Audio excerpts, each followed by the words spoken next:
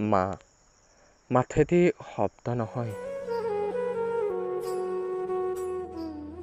আজি শব্দৰ বৃষ্টিবোৰে পাৰ ভাঙি ওলাব খুজিছে।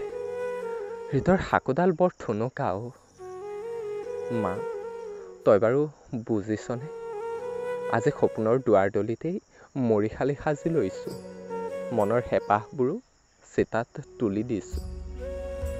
মহা শূন্যতাৰ আঁৰতো মা, বজাৰৰ সৰু সৰু গলিতো মা, তোৰেই নাম মমতা। আহ, কি যে এক স্পৰ্শকাতৰ স্নেহাকৃত শব্দ। তই হয়তো বুজিছ মা, মই কি ক'ব খুজিছোঁ। মই মধ্যবিত্ত সমাজৰ বেকাৰ ল'ৰাও। বেকাৰ। সেইবাবেই মই এটি পাত্ৰ মাথো গৰিহণাৰ। তোৰ বাদে কোনে বুজিব মা, মই যে কষ্ট নকৰাকৈ থকা নাই।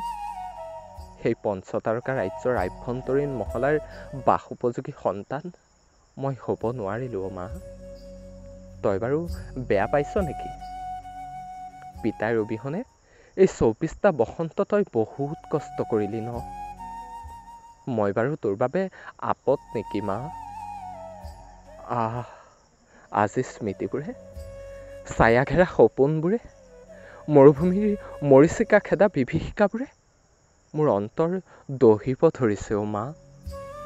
দিবিনে এবাৰ তই তোৰ কোমলীয়া আঁচলত এঘুমতি শুবলৈ অনুমতি?